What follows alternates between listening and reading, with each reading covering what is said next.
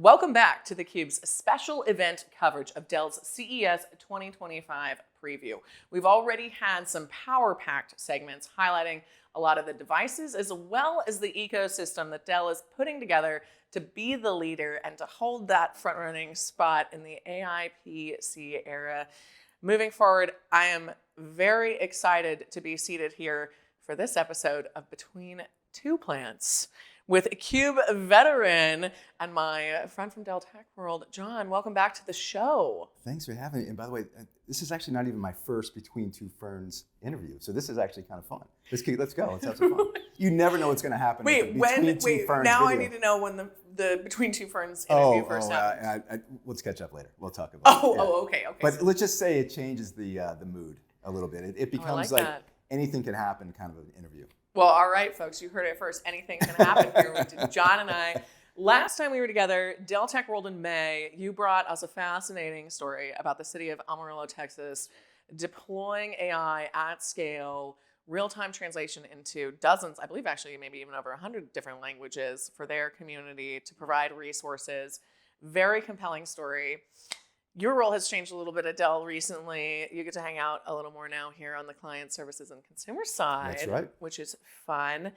And I'm excited to talk to you about your lens and your customer focus now that you're over in this arena, because you and I have a lot of conversations about possibility and hype and excitement, but I know we're both super passionate about actually making AI real. That's right. So how do some of the announcements today help make AI more real for a broader portion of the market?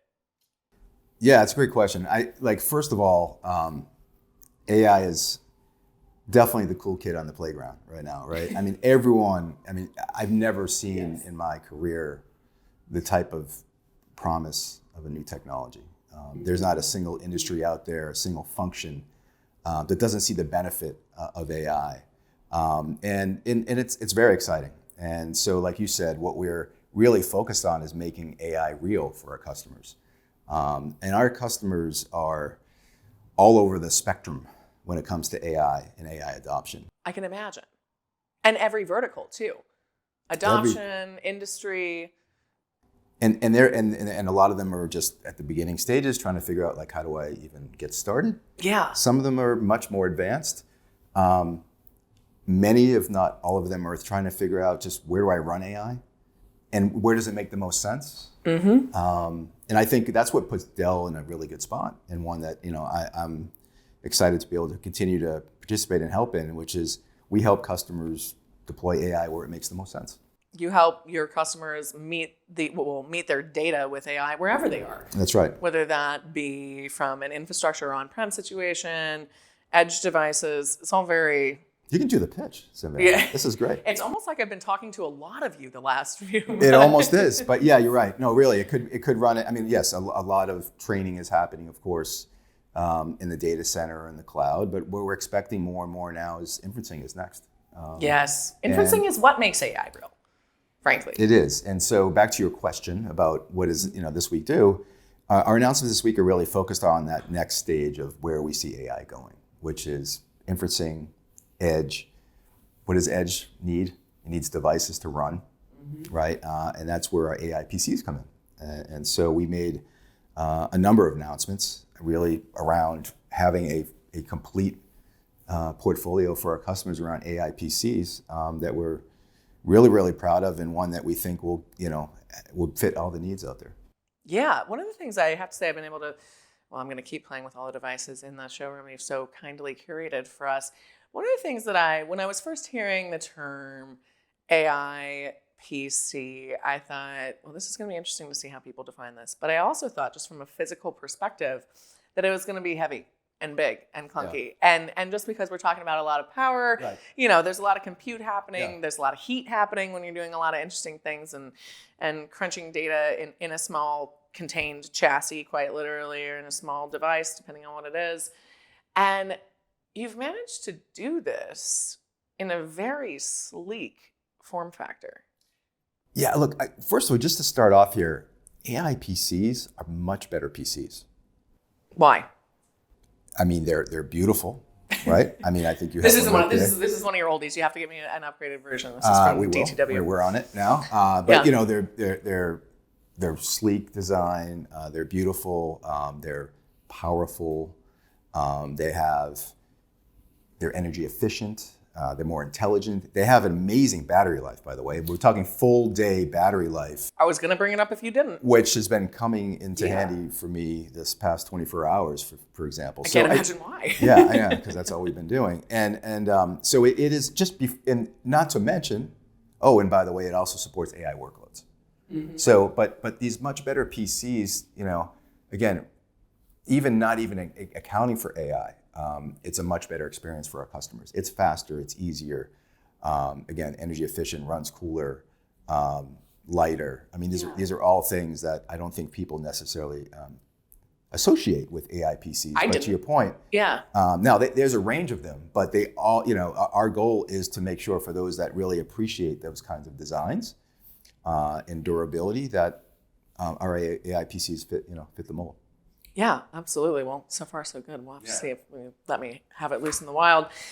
I think, though, that you brought up a really good point because, I mean, this is actually a part of the dialogue around compute and GPUs in general. You're not using the full capacity of your compute in every single instance. You need something that's going to delegate tasks and know which part of the brain. I've been thinking a lot about AI PCs and AI as we're touching it at the edge as kind of the human brain.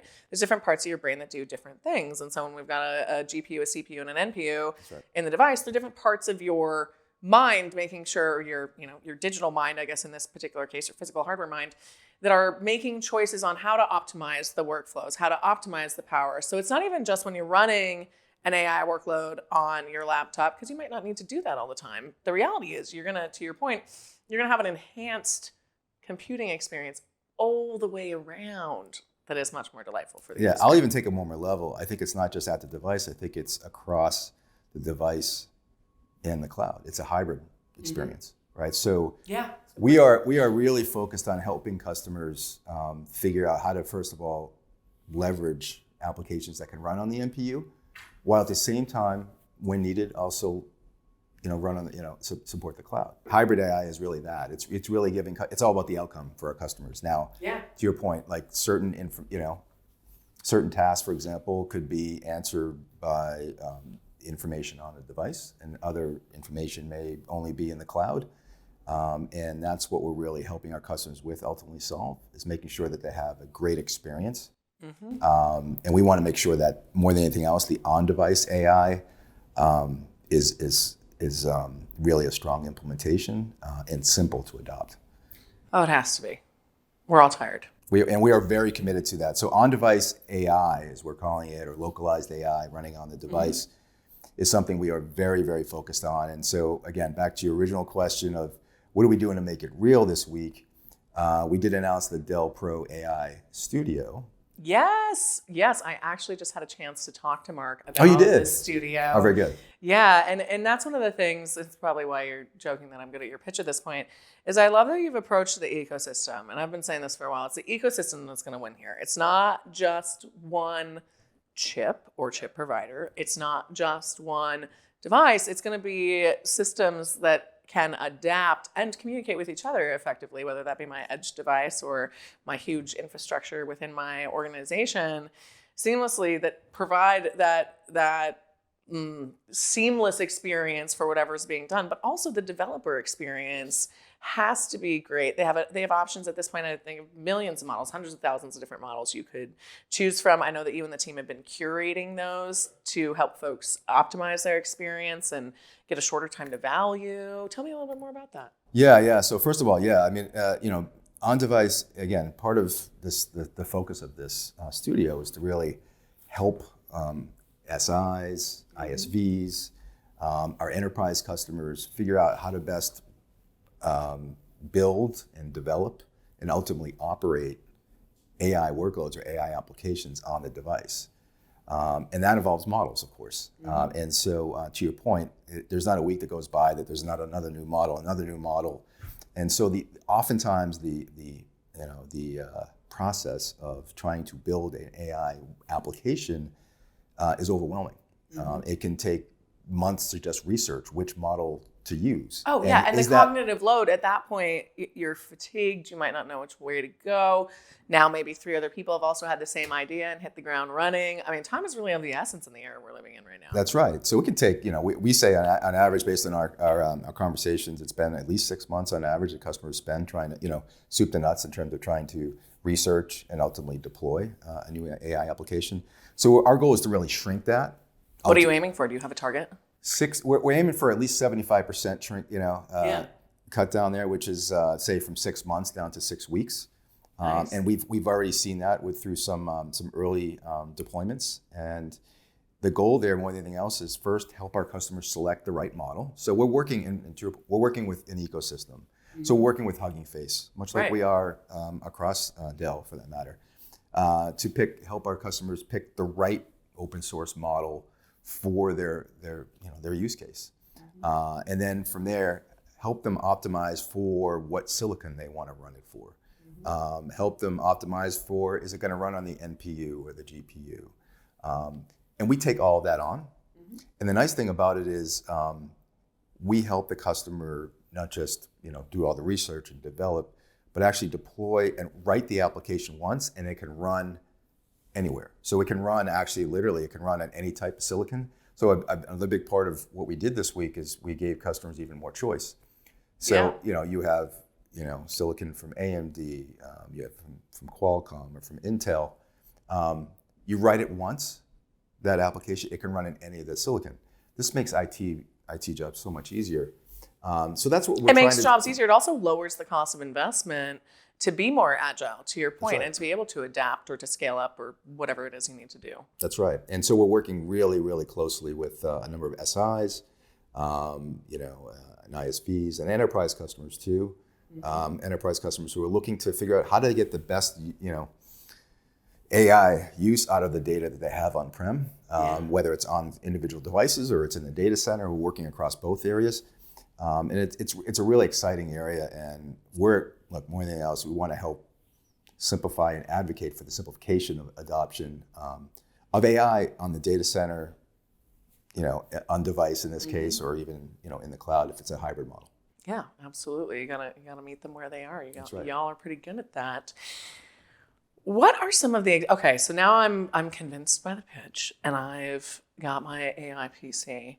What are some of the really cool outcomes I can achieve by engaging with this that I would not have been able to from a traditional PC? There's so much. I mean, the AI PC, again, as I mentioned, there's so many great things about it. But from an AI perspective specifically, we, for example, so Deloitte is a good example. So we have, Deloitte has armed all of their developers with Dell's AI PCs. Wow. Yeah. That's a nice first or early customer, I should say. Yeah. And so what they did is they saw a lot of value from that. One was that their developers could work offline. Mm-hmm. In different That's locations. That's a big deal. Yeah, it is. Weather happens. Anything happens. Anything happens. So they're able to work You're offline. On an airplane, and so that's been a game changer for them, for example. Yeah. In that particular case. We've seen other examples where real-time translation. So let's say, for example, you're Doctors Without Borders or something like that, mm-hmm. and you're in a location that doesn't have, any kind of connectivity, and you're having trouble communicating with the person that you're trying to help.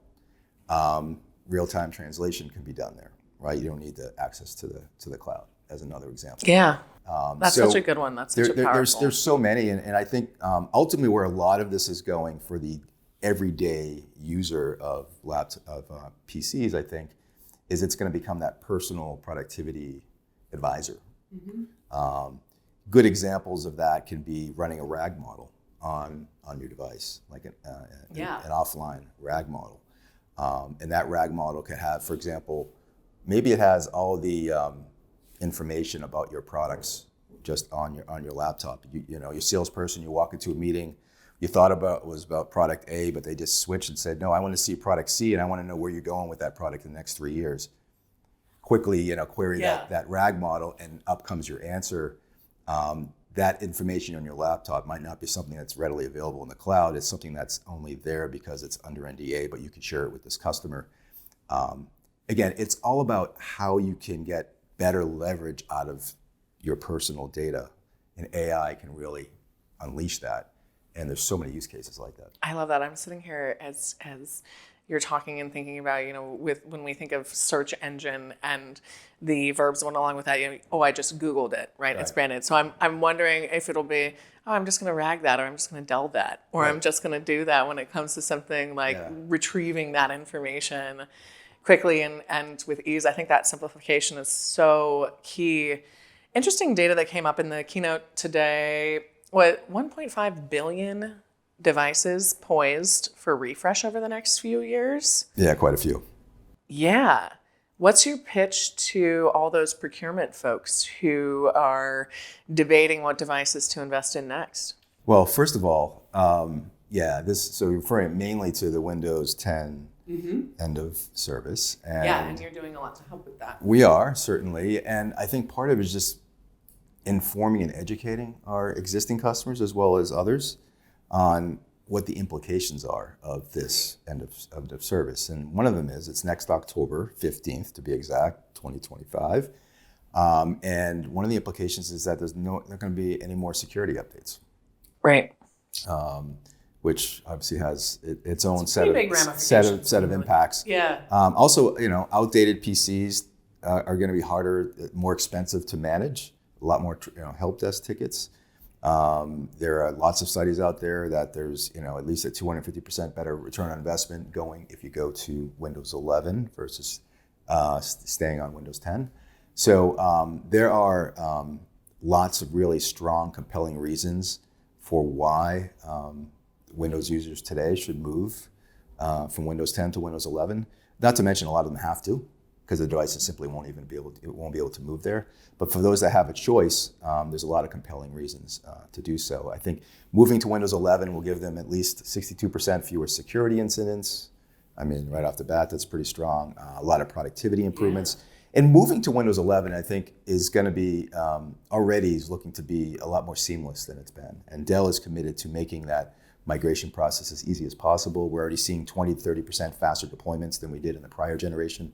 A migration to the new wow, that generation. Itself is quite compelling. Yeah, so much faster from that perspective.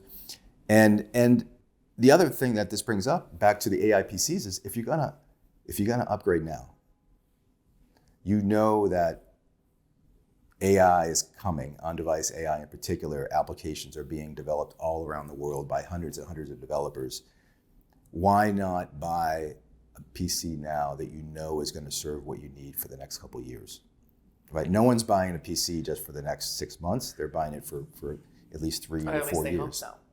Right, they hope so. And it's nice that you're advertising it that way, though, too. I mean, you make money selling devices, obviously, not to state the obvious, but when I was talking to a couple different members of your team earlier today, actually, I believe it was Tom and I were chatting, you're designing this basically to last as long as it can, be as durable as it can. There's a lot of durability here. The battery life itself is like that. So this isn't, when we see a new device or innovation come out in the CE space in particular, it tends to be what will probably become a motionless blob of plastic and metal in the next 18 months to 2 years. Usually only drop test 10,000 times.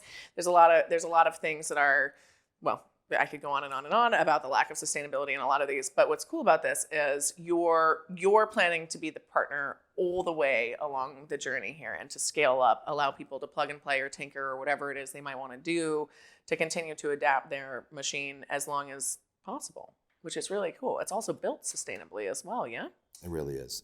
So it is, look, we take, sustainability is one of our top priorities. As you know, durability is another one. And security is a big one too. I mean, Dell has been acknowledged as the most secure PCs in the world, and so we take that seriously.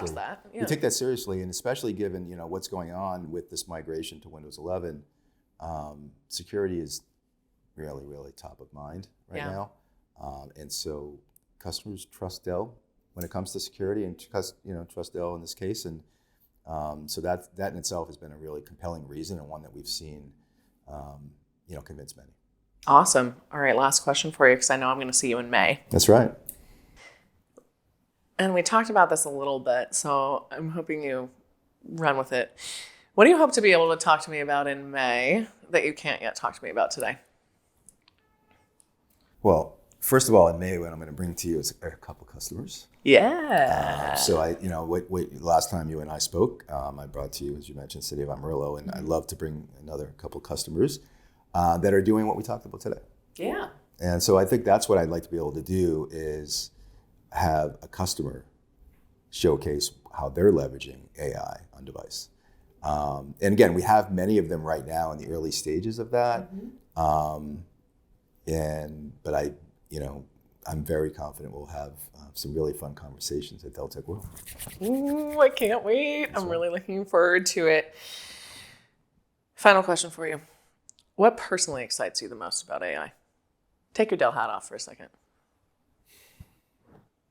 Be a human. Taking my Dell hat off for a second. Yeah. I think, I think it's just doing things that you couldn't do before, right? I think the productivity gains are nice, and you gain time, which is nice, and nothing wrong with that. I think it's being able to do things that you couldn't do before, whether it's, could be, creating, whether it's creating fun videos that you never could do before. I think there's a million different ideas for this, but it's more the creative side, I think, more than anything else. Being able to, be able to say, build me a presentation that I need in 2 minutes. I mean, that's pretty compelling in itself on some topic that maybe I haven't presented on. So I think just, doing things that just didn't exist before versus doing things faster is what excites me the most. It feels rather like, I love that you said that. It feels a lot less like iteration, more like innovation. Right. And I appreciate it. It was not lost on me that during Michael Dell's keynote earlier today, he used the term magic more than 3 times.